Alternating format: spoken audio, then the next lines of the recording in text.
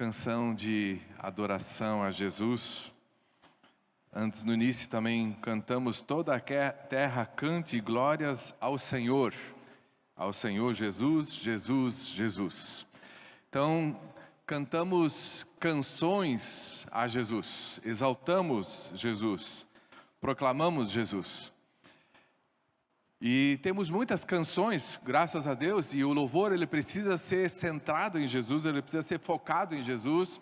O louvor ele precisa ser, a gente chama isso de cristocêntrico, ou seja, Cristo é o centro do louvor.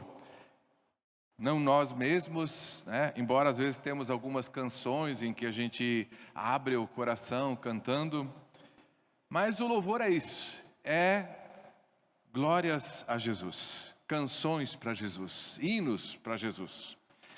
E talvez um primeiro hino que nós temos registrado a Jesus é o que nós temos na Bíblia em Colossenses capítulo 1, que é o texto da nossa mensagem, da nossa reflexão de hoje. Um trecho que muito provavelmente era um hino cantado, declamado, proclamado na igreja naqueles dias, que Paulo então pega, e talvez ele tenha feito alguma adaptação também, claro, porque tem o toque dele nessa canção também, mas já se começa a proclamar Jesus, a exaltar Jesus na igreja e com cânticos. E por quê? Porque Jesus é Senhor, porque Jesus é Deus. E a igreja em Colossenses, como nós estamos seguindo essa série de mensagem, falando da supremacia de Cristo em Colossenses, a igreja de Colossenses estava passando por um ataque terrível de falsos ensinamentos, de heresias, de seitas, que, entre outras coisas, questionavam a divindade de Jesus, a grandeza de Jesus. E Paulo então escreve aos Colossenses, como nós já vimos nas mensagens anteriores, se alegrando, ele escreve falando da sua alegria de ver uma igreja firme na fé, no amor e na esperança, uma igreja que busca o conhecimento e a sabedoria do alto, a sabedoria de Deus, uma igreja que caminha no seu desenvolvimento de fé, a partir do perdão dos pecados, da sua redenção, e vai caminhando, frutificando em boas obras, crescendo no conhecimento de Deus. E agora, esse preparo do capítulo 1 da carta aos Colossenses, é um preparo para tratar das questões difíceis que precisam ser tratadas no capítulo 2, essa questão dos falsos ensinamentos, das heresias que estavam assolando a igreja naquele tempo. Sobre isso nós vamos ver mais adiante, quando chegarmos no capítulo 2, e vemos como esse negócio de falso ensinamento não é algo novo, é algo muito antigo que já vem perseguindo a igreja desde o seu início. Mas aqui então temos, agora, talvez o trecho mais importante da carta aos Colossenses, esse hino de louvor a Cristo, falando da sua grandeza, da sua supremacia. Então abra sua Bíblia em Colossenses capítulo 1, versículos 15 a 20, tem o texto aí também na tela, e diz assim o texto: Ele é a imagem do Deus invisível, o primogênito de toda a criação, pois nele foram criadas todas as coisas no céu e na terra, as visíveis e as invisíveis, sejam tronos ou soberanias, poderes ou autoridades, todas as coisas foram criadas por ele e para ele. Ele é antes de todas as coisas, e nele tudo subsiste. Ele é a cabeça do corpo, que é a igreja, é o princípio, o primogênito dentre os mortos, para que em tudo tenha a supremacia. Pois foi do agrado de Deus que nele habitasse toda a plenitude, e por meio dele reconciliasse consigo todas as coisas, tanto as que estão na terra, quanto as que estão nos céus, estabelecendo a paz pelo seu sangue derramado na cruz. Senhor amado, muito obrigado que nós temos a Escritura, a Tua Palavra, e que nós temos a oportunidade de refletir nela de sermos ministrados nela pelo Teu Santo Espírito que está aqui entre nós. E pedimos, Santo Espírito de Deus, passeia no nosso meio, caminha entre nós, fala aos nossos corações, abre o nosso coração, abre também o nosso entendimento para percebermos a grandeza de Jesus. Conduz-nos nessa reflexão, que realmente ela possa atingir nosso coração de forma muito impactante, Senhor, e que isso traga transformações na nossa vida, que a nossa semana seja diferente por causa da Tua Palavra e por causa do Teu Espírito que aqui está, para nos ministrar nessa noite. Nós dependemos de Ti, entregamos esse tempo a Ti, cada um de nós a Ti, em nome de Jesus. Amém. Então, queridos, como disse, Paulo está lançando as bases para aquilo que ele precisa tratar no capítulo 2. E entre essa fundamentação que ele precisa lançar, está em proclamar a grandeza de Jesus. Como Jesus é grande, como Jesus é grande. E esse texto, então, esses poucos versículos de 15 a 20, eles mostram que Jesus tem a primazia, que Ele tem a supremacia, que Ele é mais importante do que qualquer coisa, do que seja quem for. Ele está acima de todas as coisas. E o trecho, esses versículos são divididos basicamente em duas partes. Se pensarmos num hino, duas estrofes. Numa primeira estrofe que vai até o versículo 17, do 15 ao 17, que nos mostra a supremacia de Cristo, a grandeza de Cristo na criação. Vai tratar da criação. E os versículos 18 a 20 nos mostram essa grandeza de Cristo na igreja. Supremacia de Cristo na igreja. Então nós queremos olhar esses dois aspectos e ver como isso se relaciona conosco e como isso pode impactar a nossa vida. Em primeiro lugar, a supremacia de Cristo na criação, e diz o versículo 15, Ele é a imagem do Deus invisível. Parece um paradoxo, parece um contrassenso. Como é que pode se refletir uma imagem de algo que é invisível? Como é que alguém vai resplandecer, vai transmitir uma imagem de algo que não é possível ser visto? E aí nós temos em Jesus essa expressão dessa imagem desse Deus invisível, desse Deus extraordinário, esse Deus que vem a nós e se revela a nós porque não teríamos a mínima condição nem sequer de ter noção de que Ele existe, de que Ele é, de quem Ele é, se Ele não se revela a nós na sua criação, na sua palavra e especialmente através de Jesus. Esse é o grande Deus. O Deus invisível, o Deus transcendente, o Deus que vem de cima para nós, o Deus que vem de fora para dentro, o Deus que nos alcança lá onde é que nós estamos, mas que nós somos muito, muito limitados para compreendê-lo e entendê-lo, quem Ele de fato é. Lendo um comentário, estudando um comentário, preparando para esse tempo, nesse comentário, o autor se propõe a trazer uma definição, uma descrição desse Deus, mas ele mesmo diz, uma definição geral desta grande causa primeira, até onde as palavras humanas ousam tentar, pode ser dada assim.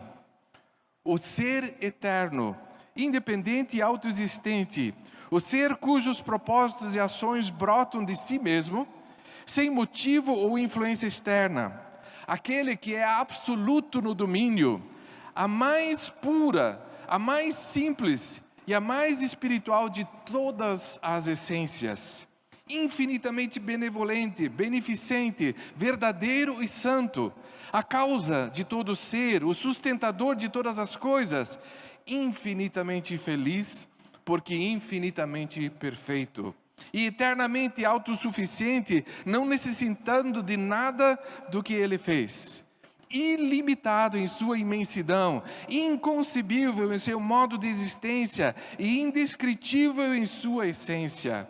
Conhecido totalmente apenas por Ele mesmo, porque uma mente infinita só pode ser totalmente apreendida por si mesma. Em uma palavra, um ser que por sua infinita sabedoria não pode errar nem ser enganado, e que por sua infinita bondade não pode fazer nada além do que é eternamente justo, correto e gentil. A imagem do Deus invisível.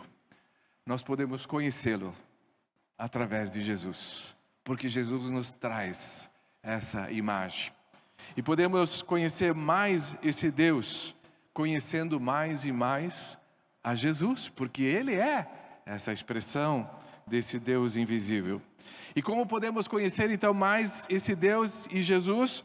Através de um relacionamento pessoal com Jesus.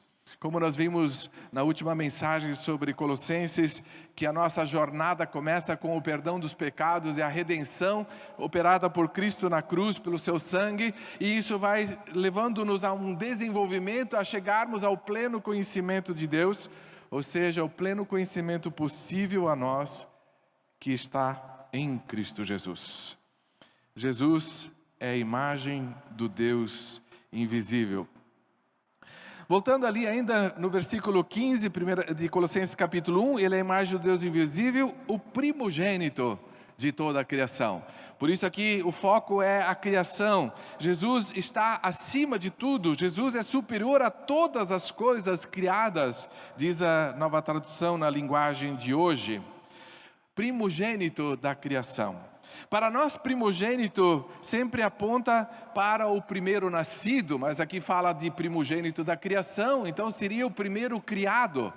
Mas aí nós fazemos um raciocínio errado, porque primogênito não significa exclusivamente e tão somente o primeiro nascido ou o primeiro. Significa mais uma posição de destaque, alguém que tem prerrogativas, alguém que tem direitos especiais. E no caso de Jesus, sobre toda a criação, mas não no sentido de ser o primeiro criado. Quando diz o primogênito da criação, não significa que ele foi o primeiro criado, porque primogênito dá para entender e precisa ser entendido também de forma diferente. Um exemplo, nós temos a história de Esaú e Jacó, os irmãos gêmeos lá da Bíblia, filhos de Isaac. Lembramos da história, né? Aquela briga de quem vai nascer primeiro, quem vai dos gêmeos, nasce primeiro, Esaú. Esaú é o primeiro. Ele é o primogênito. E Jacó nasce depois, logo em seguida, né? Tem seu nome Jacó, por certas razões, que tem seu significado, não vamos entrar nisso agora. Mas a vida se desenvolve, um belo dia, Esaú volta cansado, faminto, e Jacó está preparando aquele jantarzinho gostoso, aquela comida boa. E Esaú, né? No fim das suas forças e chutando o pau da barraca, diz: Jacó, me dá um pouco dessa comida, me dá essa comida gostosa que o cheiro tá demais. E Jacó, como já disse, o nome dele significa meio isso, ladino, esperto, ele diz: tá bom, mano, te dou um pouco da comida, mas você vai me entregar o teu direito de primogenitura. Seus direitos de filho primogênito. Eu fico pensando, Jacó deve ter falado num tom de brincadeira talvez, né? Porque como é que alguém vai entregar o direito de primogenitura? E a diferença era grande. Nos nossos dias hoje, a herança é dividida mais ou menos igual para todos os filhos, a não ser que tenha alguma questão ali de cuidado dos pais ou coisa assim, senão a herança é dividida certinho, cada um recebe a sua parte e pronto, né? Nas famílias onde tem um mínimo assim de harmonia e tal, né? Tem briga de família por causa de herança que é triste de ver, né? Nós passamos por isso agora recentemente e é uma bênção, a graça de Deus. Mas ali então Jacó diz: tá bom, eu te dou, mas você me vende o direito da primogenitura. Isso dava uma vantagem enorme. E Esaú, daquele jeito, não, pode ser. E ele entrega o direito da primogenitura. Jacó passa a ser o primogênito. De direito, pelo menos, nascido, não. mas de direito. Então veja, voltando a essa questão, essa história de Jacó é uma outra história, um dia desse a gente trata, né? Mas, voltando aqui, o primogênito da criação, então não pode ser entendido nesse sentido estrito de que é o primeiro da série da criação. Até porque o versículo 16, logo em seguida, a frase seguinte diz, pois nele foram criadas todas as coisas, e o versículo 16 termina dizendo, todas as coisas foram criadas por Ele e para Ele. Então Jesus, Ele é o Criador, mas Ele é o primogênito no sentido da supremacia, dessa ligação que Ele tem com toda a criação e de estar acima de tudo isso, de ter o seu significado. Então, primogênito da criação. Claro, o primogênito da criação também no sentido de que ele faz parte sim da criação. Ele se tornou parte da criação de uma forma muito específica na sua encarnação. Quando Jesus se torna gente como nós, nasce de Maria, ele se torna parte dessa criação. Mas não deixa de ser o primogênito, o que tem o destaque, o papel mais importante. E como eu já disse, então vamos adiante, o versículo 16, Ele é Jesus, o Criador de todas as coisas. Resolvida essa questão do entendimento do primogênito da criação, Ele sim, Ele é o Criador de todas as coisas. Fica muito claro que primogênito da criação significa que Ele está acima dessa criação e que Ele mesmo, então no caso, é o Criador. Jesus é o Criador. Mas nós não sempre falamos de Deus, o Criador? Nós não falamos que tem Deus, o Criador, tem Jesus, o Salvador, tem o Espírito Santo, cremos na Trindade, né? Mas aqui agora deixa bem claro que Jesus é o Criador. João capítulo 1 também diz que o Verbo estava lá no início e junto com Deus na criação. Se nós formos então para Gênesis capítulo 1, versículo 1, podem abrir lá, por favor. Deixa o dedinho lá no Colossenses, tá? A gente logo vai voltar para lá. Então, deixa a marca no Colossenses, vamos Gênesis capítulo 1.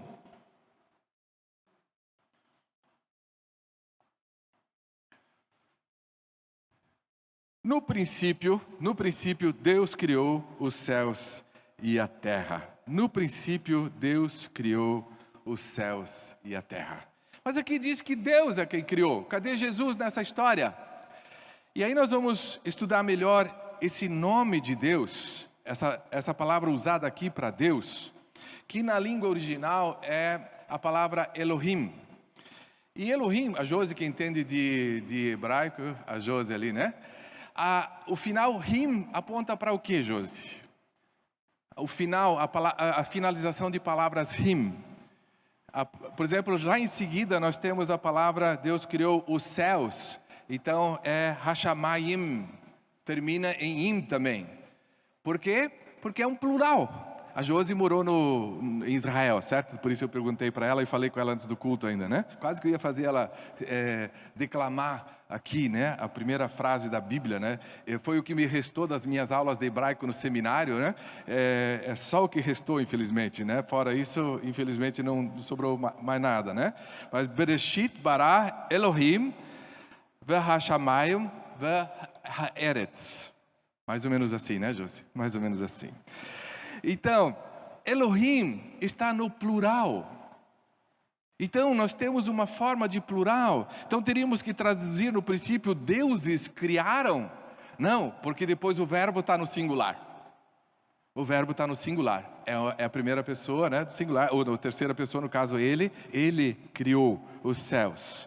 Então, o nome está numa colocação de plural, porque apresenta essa pluralidade dentro de Deus, e nós conhecemos aí dentro da fé cristã, a Trindade, que nós temos Pai, Filho e Espírito Santo nessa Trindade, e Jesus estava presente lá na criação.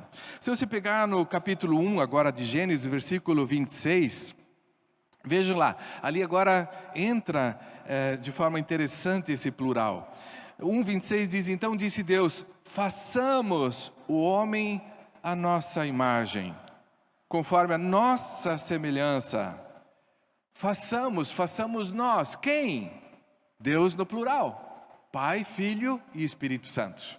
Então, voltando a Colossenses, fica claro assim, que Jesus, ele participa da criação.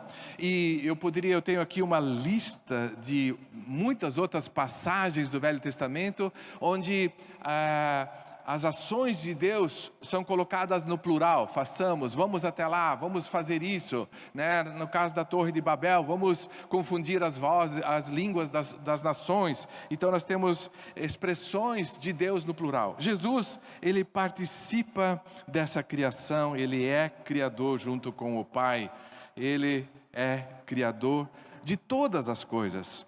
De todas as coisas, nos céus e na terra, as visíveis e as invisíveis, sejam tronos ou soberanias, poderes ou autoridades, todas as coisas foram criadas por Ele e para Ele. Jesus é esse Criador que criou todas as coisas em todas as dimensões possíveis e viáveis que a gente possa imaginar, céus e terra, visíveis e invisíveis, tronos ou soberanias. E volto a dizer, isso era muito importante para a igreja dos Colossenses, porque eles acreditavam que tinha uma classe de anjos que era superior a tudo, que então dominavam uma esfera da espiritualidade, e que as pessoas tinham que ter esse conhecimento desses seres especiais. E Paulo, dirigido pelo Espírito Santo, coloca um ponto final nisso e diz: só Jesus. É Jesus. Jesus que está acima de tudo isso, não existe margem para dúvida quanto a isso. Ele está acima de tudo, porque Ele é o Criador, tudo foi feito por Ele, e ainda mais, tudo foi feito para Ele, para Jesus. Toda a criação é para Jesus, todos os seres criados, todas as coisas criadas, tudo é para Jesus. Você e eu fomos criados, somos criatura de Deus, criatura de Jesus, para Jesus. Diz Efésios capítulo 1, para o louvor da sua glória. Fomos criados para Jesus. Queridos irmãos e irmãs, queridos amigos, se esse é Jesus, se Ele é o Criador, então nós podemos descansar nas mãos dEle, amém, amados? Ele nos criou, Ele sabe como nós somos, o que nós somos, de que nós somos constituídos, Ele sabe cada detalhe.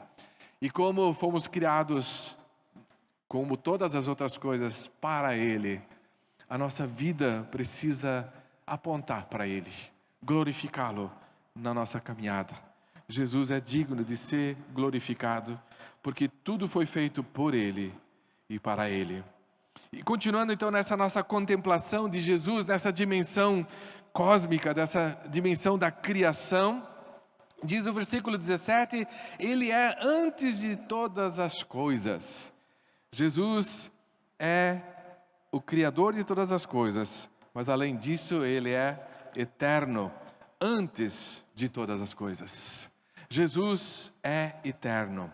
Ele é antes de todas as coisas. A nova tradução na linguagem de hoje diz que Ele existe antes de todas as coisas, mas eu gosto mais dessa expressão que destaca o ser de Jesus. Ele é antes de todas as coisas.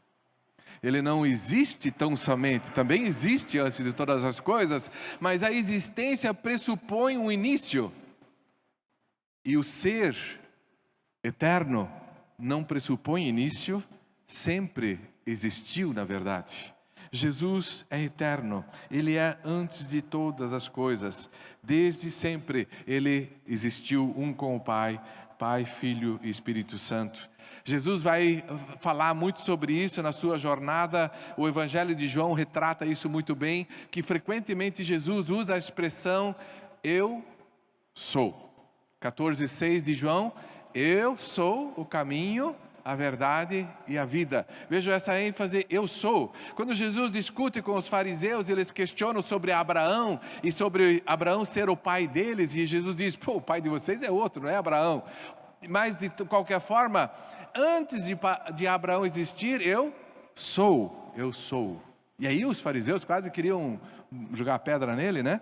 Mas Jesus deixa muito claro, Ele é. Jesus é eterno, antes de todas as coisas. E permanece eterno para todos sempre. E aí, concluindo essa dimensão da supremacia, da grandeza de Cristo no âmbito da criação, o versículo 17 ainda diz: e nele tudo subsiste. Jesus é o sustentador de todas as coisas, nele tudo subsiste. Em outras palavras, sem Jesus, esse mundo já tinha virado um chapéu velho, como se fala por aí, né? Esse mundo já tinha se acabado.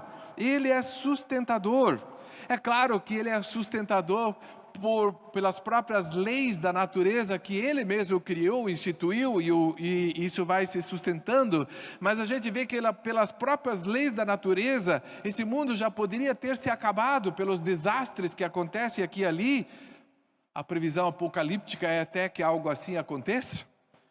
Mas enquanto Jesus não determinar que isso aconteça, ele sustenta todo esse mundo criado.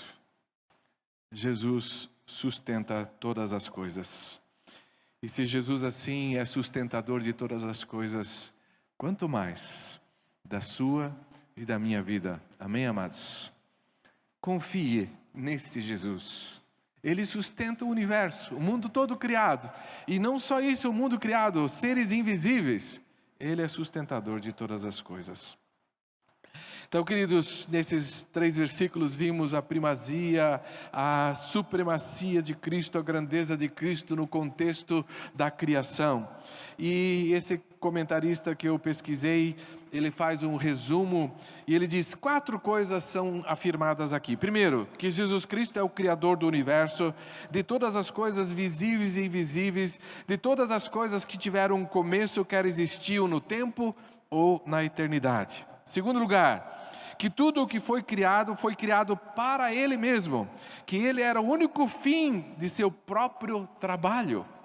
3, que Ele era anterior a toda a criação e todos os seres, e a todos os seres, seja no mundo visível ou invisível. E em 4º lugar, que Ele é o preservador e governador de todas as coisas, pois por Ele todas as coisas consistem, subsistem. E aí nós vamos para a segunda parte desse cântico, desse hino de louvor a Jesus, Colossenses capítulo 1. Agora o versículo 18 a 20 vai nos apontar para um outro âmbito em que Jesus tem a primazia, que é no âmbito da igreja. Jesus tem a primazia, ele tem a supremacia na igreja. Depois de ter demonstrado de forma extraordinária a grandeza de Jesus em relação à criação, em relação a quem Ele é, em termos de eternidade e numa dimensão cósmica, né, do universo criado. Agora vamos olhar para os próximos 3 versículos e ver a supremacia de Cristo, a grandeza de Jesus, numa dimensão mais humana, mais concreta, trazendo a imagem da igreja, e a igreja como corpo de Cristo. Corpo é algo concreto.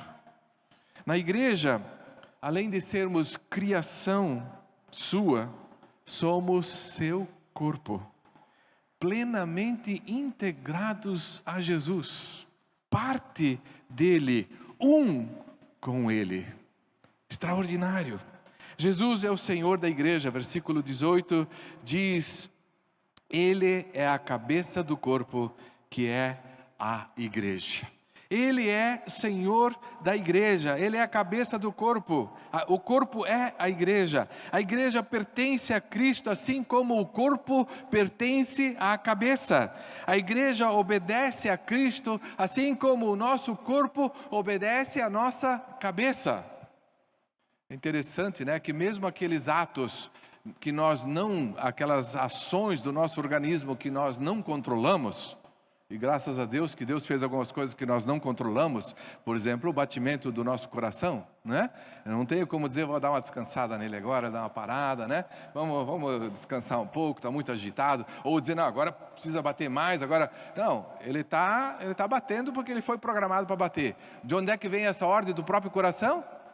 Vem lá do nosso cérebro, programado por lá. Se dá um problema no cérebro, para o coração, então vem da cabeça. Jesus é Senhor da igreja, Ele é cabeça do corpo que é a igreja. Como cabeça da igreja, Ele tem a supremacia, Ele é o primeiro, Ele é absoluto em todos os sentidos. Ele é o maioral. Num desses cursos de dons que nós fizemos nos grupos familiares, falando sobre os dons e os diferentes dons, falamos sobre presbíteros, de termos liderança na igreja. Mas como é que funciona? Tem um presbitério? Tem. Mas não tem um que é o maioral, não tem que ter um maioral, né? Tipo, quem é o coordenador e assim por diante, né? Tem um maioral, mas esse maioral é Jesus.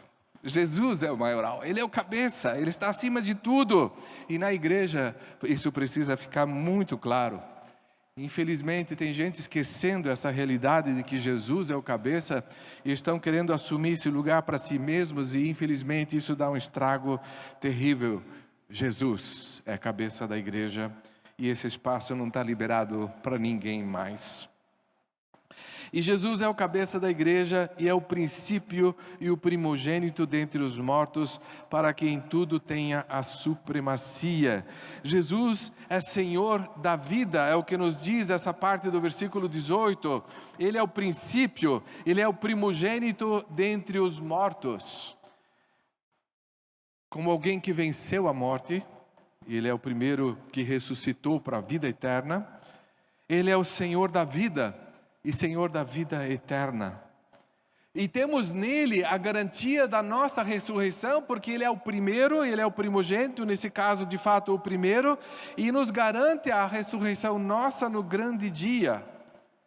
Não vamos ser deixados para trás, porque Jesus é o primogênito dos que morreram dos mortos, porque Ele ressuscitou, nós também vamos ressuscitar.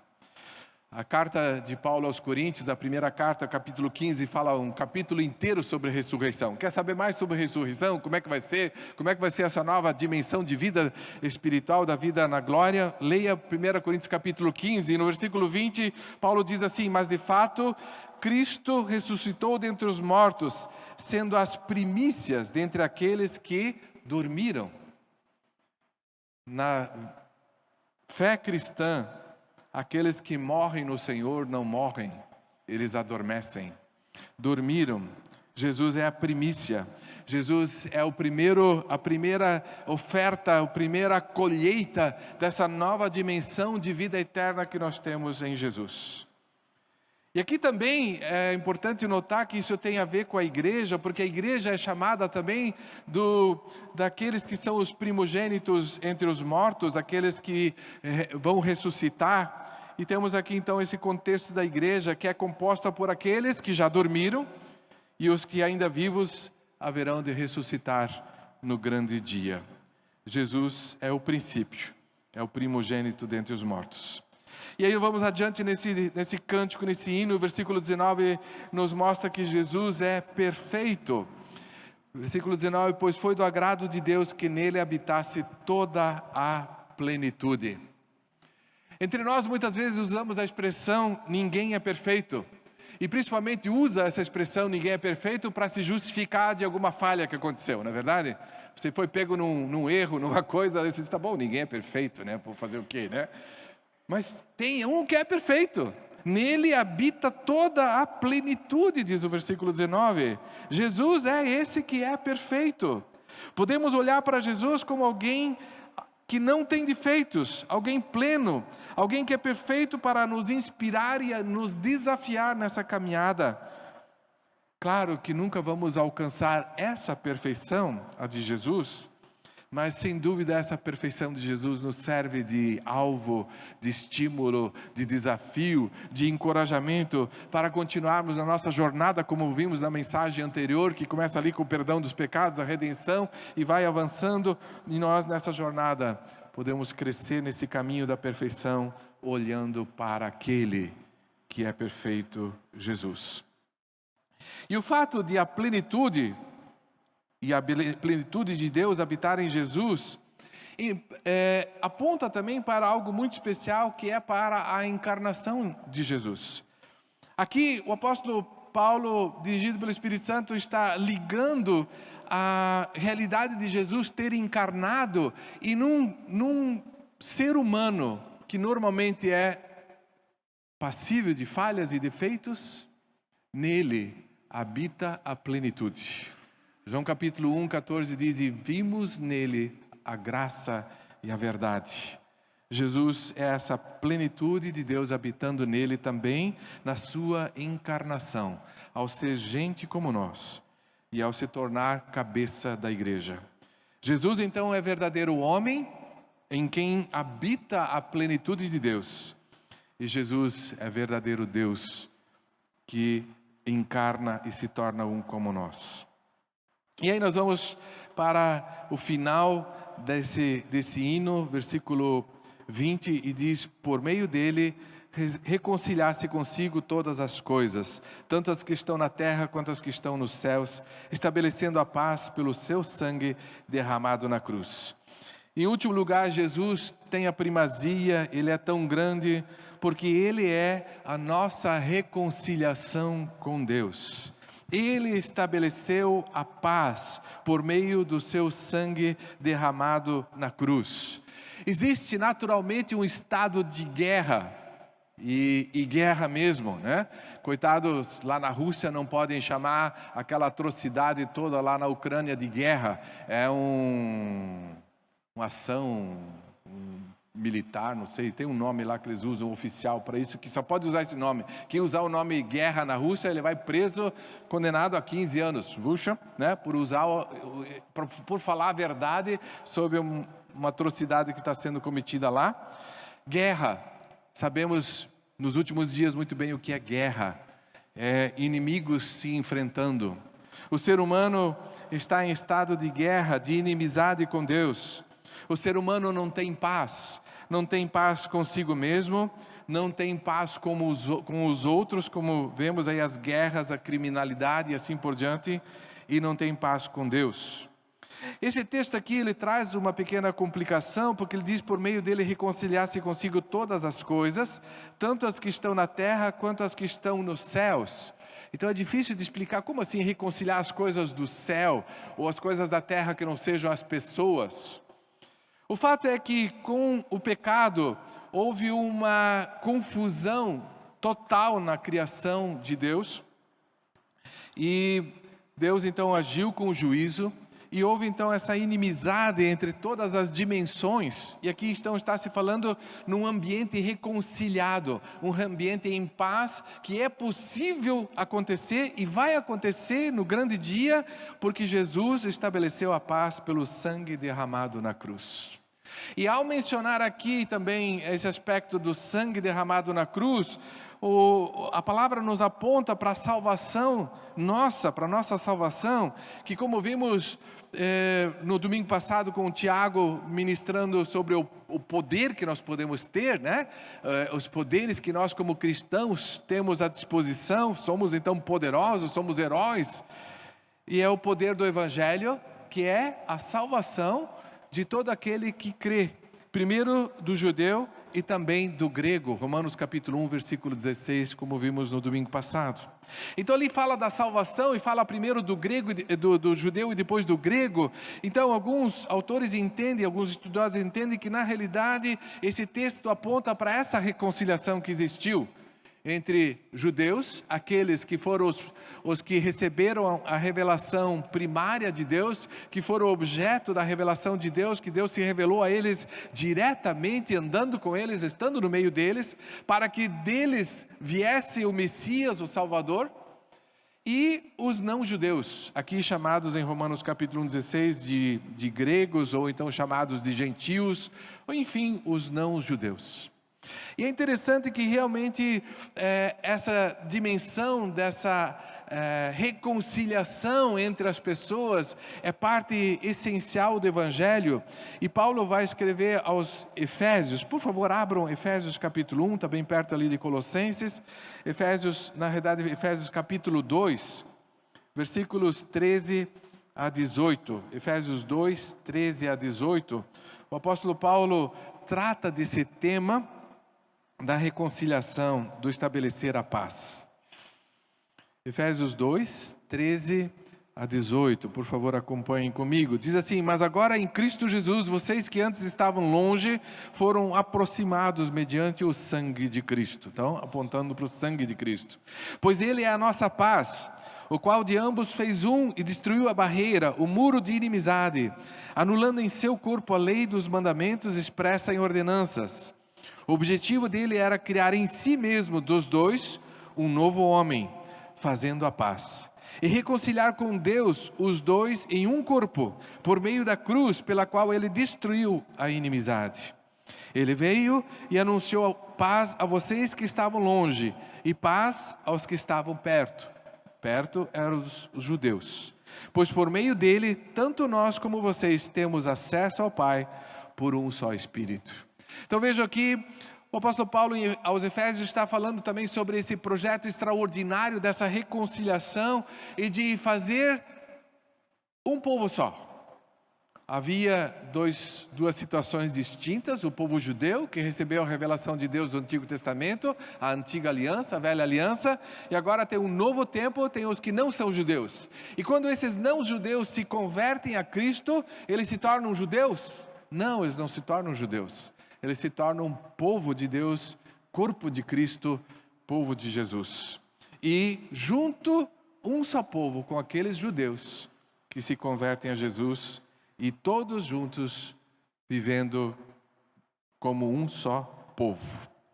Esse é o propósito de Deus, de nos reconciliar, de nos reconciliar com Ele, com Deus, de nos reconciliar então conosco mesmos e de nos reconciliar uns com os outros. Jesus é a nossa reconciliação e é um projeto extraordinário de dois povos. Ele fez um só. Esse é Jesus. Jesus é grande. Ele está acima de todos e de tudo. Ele é o primeiro. Ele é o mais importante.